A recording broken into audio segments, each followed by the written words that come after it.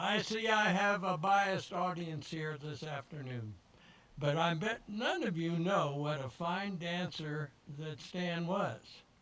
Now, in my stretch-sized classes, almost anything can happen, and when Stan was there, it did. I looked around one day, and he's very fond. He was very fond of the ladies. I hate to share that with you, because I'm sure you think he's a saintly soul. But we were doing something like that, real simple, and all of a sudden I saw Stan doing, hey, hey, hey. Jan damn near had a fit. Jan did that to that poor man. He'd say, Stan, Stan, Stan. I said, leave him be. I don't know what's going to happen next either. Because in dancing, it happens in the moment. This was his vehicle, dancing. You know, he's going along like that. I'm going like that, and he sees me doing that, and he starts doing that. He was my prize student. He really was. Because he was musical, you know, he really was. And then, of course, Betsy, bless her heart, she's the one who allows me to use the studio. She hasn't called the police but once. But anyhow, as far as sharing the human spirit to music and movement, Stan knew how to do it. He knew a kind of joy. I remember writing once that Stan lived very much in the moment. And that is probably one of the best lessons we can learn. And I just know he's up there rocking and rolling and, doing his thing. And I'm very happy to have had him as my best student. Thank you. Hi, my name is Courtney. I was one of Stan's caregivers. If I break down in tears, I apologize. um, One day, I came over to Stan and Jan's house out in Smith Valley to watch him. And at that time, I was pregnant with my son, right here, Brantley. And he said, he looked at my belly and he said, "Why is it round?" And I said, "That's because I'm going to have a kid.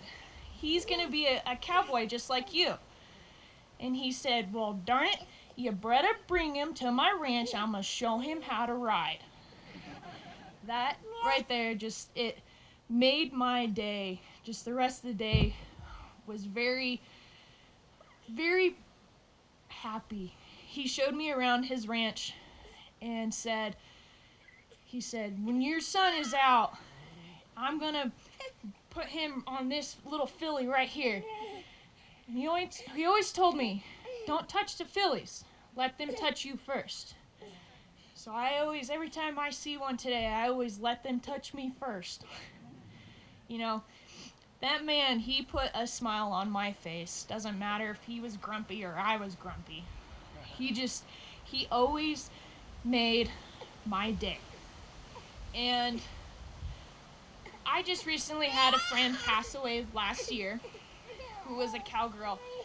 And I had a friend share something with me. And today, I found a penny. And I was told, every time you find a penny, you think of someone up in heaven, and they're thinking of you when you find a penny. Shh, I'm talking. Shh, you could talk too. But so I had found a penny this morning on my way out here to Bridgeport, and I thought, you know what? Stan's looking down right now at us, and he's saying, all these people right here, they better have a smile on their face and better be saying whiz bang. So we always joked around my house that my son's first word is going to be whiz bang, because we always said, that whiz bang thing over there. We always just used that word and made a great laugh out of whiz bang.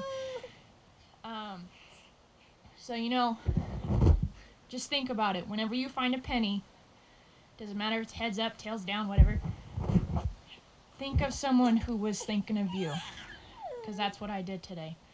I found a penny, and I knew Stan was thinking of us today.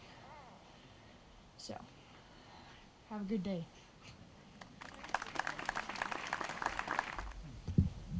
I wasn't gonna share this, but I shared it with Jan, and then I got thinking about it. And after all the talk about Stan riding, when some of us weren't as vintage as we are now, we would go riding with Stan and Jan, and we'd go up to Eagle or somewhere, and we would have had our lunch, and we'd be sitting, and after we'd finished our lunch, we'd pack things back up, and Stan would be leading us, and we'd go over someplace, and it'd look straight down. And Jan would say, "Stanley, you're not taking them down there." And he would get a twinkle in his eye, and he would get a smile on his face, and down we'd all go. And you know, he never got us lost, and he never got us in trouble. And riding with Stan Hunewill is one of the best memories that I have in my life.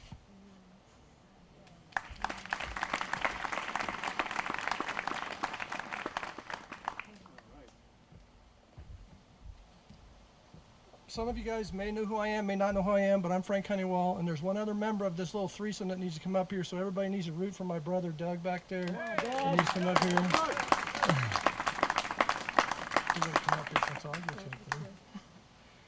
As soon as he gets up here, I'll share just a little bit about the three terrors of the ranch. When we were kids. Yesterday. So the three of us got to grow up here in our younger life for quite a bit of time. And we spent a lot of time running around being unsupervised and whatever else. I think we spent more time dodging Jan and Lenore than we did anything, because they were always the ones that if we did something wrong and we got in trouble for it, it was going to be from one of them. What we forgot about was the silent guy that was always around the corner or someplace else, that being Stan.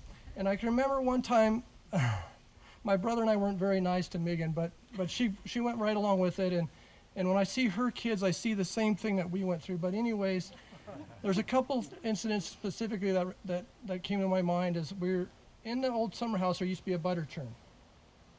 We thought it was a spaceship. So what we would do is we would put our little counterpart inside the spaceship, and we would spin it around. So one day we're doing this, and we think, okay, Jan and Lenore are busy. They're in the office. They're doing their thing. We don't have to worry about nothing. And out around the corner walks Stan, and he kind of looks at us, and he kind of does his little head tip thing, and he looks and very calm. And this is one thing that reminds me about Stan more than anything, is he always seemed very calm, no matter what we did. And trust me, we did a lot. And he looks at it and says, "You know, you boys really shouldn't put her in that thing." and he leaves. So we go. So we take her out. Well, the other thing I can remember specifically, same type of incident, is after hours, the barn was free for all. We spent a lot of time in the barn, swinging off the rafters into the. There used to be a haystack, loose hay piled in there. So we would tie a rope to the highest rafter we could, swing off of that and drop down in the thing. Well, same thing, guinea pig right here. Before we did anything, we always made Megan do it first. And so I can remember another time it wasn't high enough because we weren't getting enough swing out. So we climb up the rafters, we tied as high as we could, and say, "Okay, Megan, you got to go do this." And she goes, "Okay." So she gets on the rope, and I can remember we're just about ready to push her out over this big old void. And I turn around and look down, and Stan's down there again, and he's looking at us, same little look on his face, his little smile. He kind of takes his hat off and goes like that, and he goes, "You boys really shouldn't do that either." and so with that I can say is the three of us really had a wonderful time growing up here, and all those memories will be with me forever. So. We're glad she survived. Turned out fine, too. Thank you.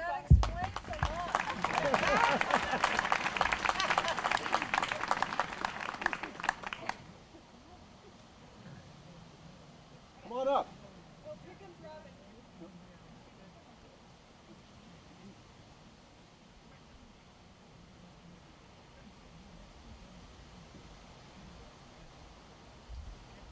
Well, what a beautiful day in Bridgeport Valley. I'm Dr. Robin Titus, and I've had the privilege and honor of taking care of Stan's mom, Lenore, Stan and Jan, their kids, and now his grandkids, and it's been an honor. But long before I was their doctor, I was their cabin girl. And I've cleaned many a toilet up here and got paid $1.35 an hour and loved it. And to this date, the 2 best summers of my life were working up here for the Hunewill Ranch. But I would be remiss if we didn't address Stan's intellect and Stan's great sense of self.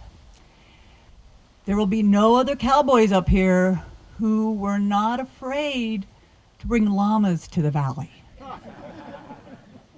Those of you sitting out there may have criticized him a little bit, but Stan was comfortable with who he was, and he was not afraid to explore other things and travel and read and learn, and yes, bring llamas to Bridgeport Valley.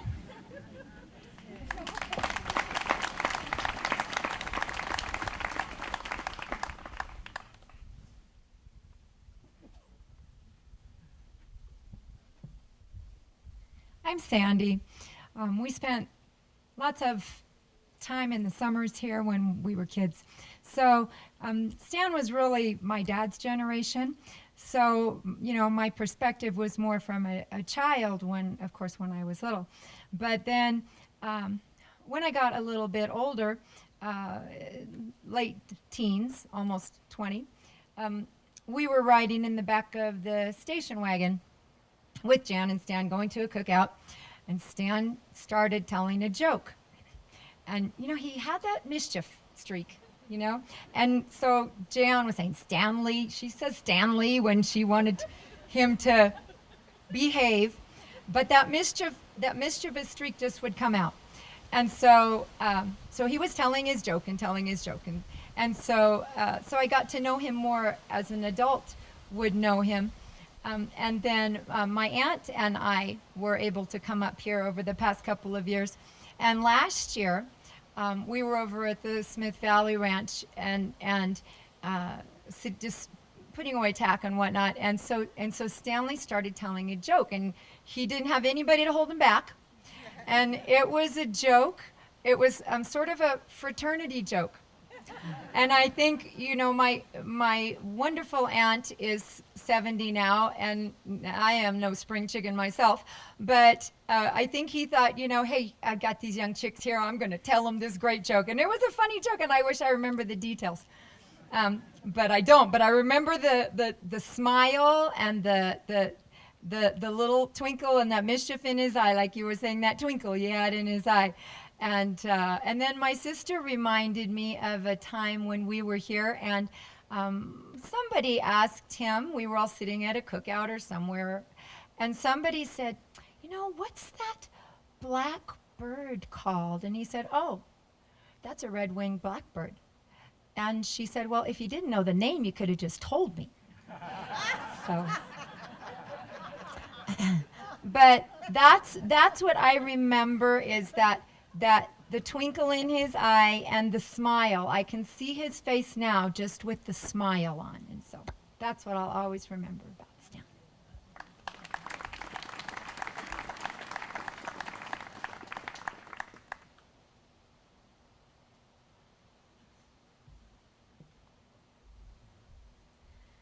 Hi, my name's Ilya Christie, and I've started coming up here as a guest when I was a very little girl with my parents. And one of my early memories up here is square dancing. And I remember being very young and on the dances where you change partners. When I would partner with Stan, he had these incredible hands, and they were thick, and they had a texture like I'd never felt before. And there was just something so different. There was so much story, so much feeling, so much life, so much history in those hands. And it really impressed me as a young girl. And as I got older, for me, dancing with Stan was a really, really special treat. So when I got a little braver, I would go up to him as he'd be sitting there in the chair quietly, and I'd say, Stan, can I please dance with you? And then I'd get lucky, and I'd be able to square dance with him. And then the years that I worked up here, you know, every chance I had, if I could dance with Stan for square dance night. It was really special. And those hands, I've never felt another set of hands like his hands.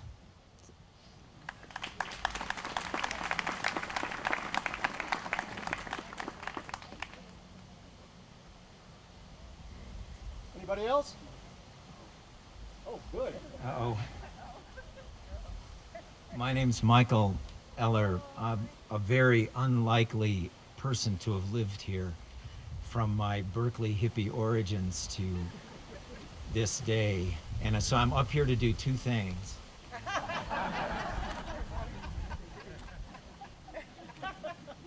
And then this one.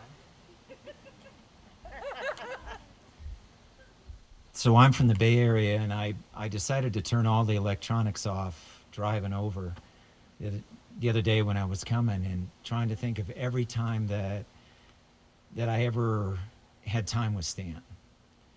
And the interesting thing about that is that there's very, very few times that it was just the two of us. It often included other people. I remember we tried to get a day off together, just a full day off together for the whole time I lived here, and it never happened. It just wasn't in the cards. So a lot of those people that came to mind while I was driving are a lot of you here. And so I started to think, well, what was it about him? And I can think about it was so many times when he gave so much of himself. And it wasn't so much what he said, even though some of those were really good. I mean, I have a voice in my head that's Stan Hunewill, that whenever this comes up, it's, well, anticipation is the better part of pleasure, you know. And then when that ice cream's sitting in front of you and you'd hear that voice go, well, if you just take the power out of it, you can have all you want. So it was some of the things of what he said. And there was something about how he said it, and there's been some real reference about the way, the cadence, that relaxed place, listen to Frank, well, fella should probably not do that kind of thing. But what really come through, and it's an image for me, is where it came from inside of him. It seemed like it was never rehearsed. It was never for show. It was just such a genuine place that those words would come from.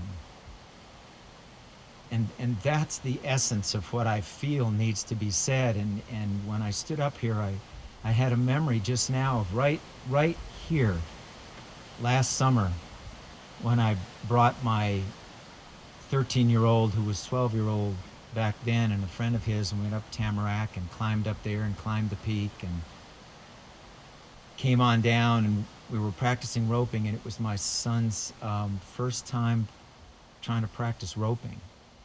And Stan, we didn't make any contact, and Blair was there, and so Nate was trying to do the roping, and Blair was down there, and Stan and I were just standing, and all of a sudden Stan just turned to me and he goes, "So how old's your son now?" And it just took me right back. Well, there was Stan. It was coming right from that place, who he always was. And I looked at him. I says, "Well, he's 12." And then Stan said, "Well, what do you know?" And then off he went. And the next moment, he didn't know who I was. And so I just want to honor that place that he so came from. He was certainly one of the most genuinely good people I've ever met in my life.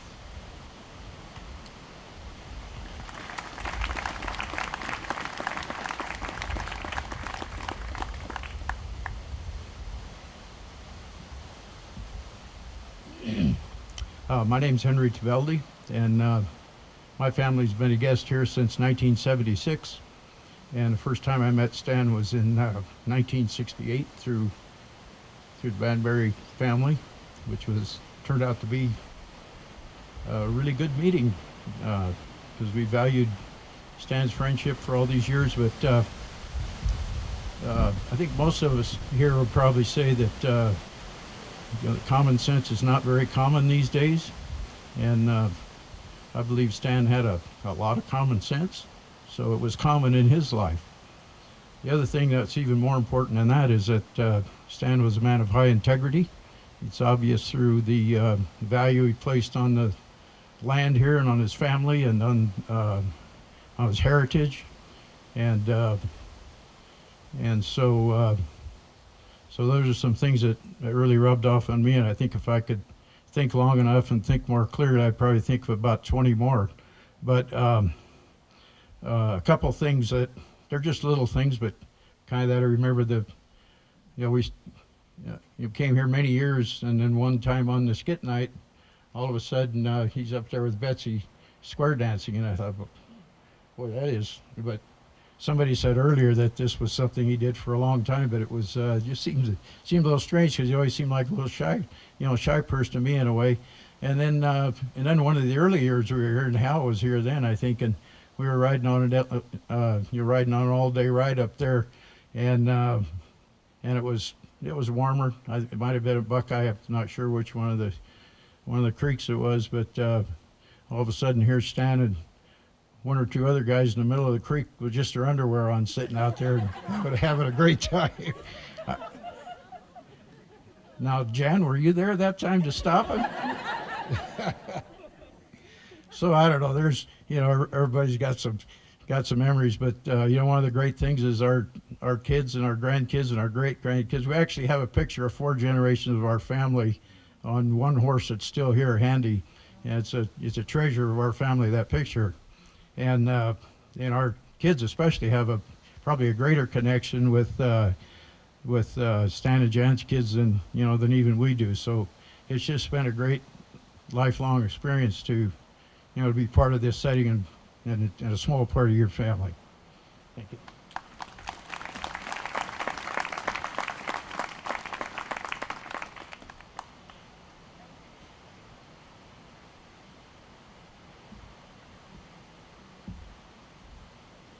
Hi, I'm Debbie Scher. My story is very short. It was about 6 years ago, an afternoon not unlike this, where it's windy and then it's not windy and then it's windy and it's not windy. It was about 4 o'clock, not quite time for dinner. And Stan was over by the summer house folding a tarp. It wasn't a big tarp, maybe the kind that would go on the back of your truck. But every time he would get it almost together, the wind would come up and it would blow apart. And I watched him for not very long, maybe 2 minutes, and I thought, do I dare offer him help? Because guys don't like to know that someone's watching them having trouble. But I finally said, can I help you? And he said, sure. And we got down on our knees and we folded the tarp, and he said, well, thank you. You just saved me about an hour and a half.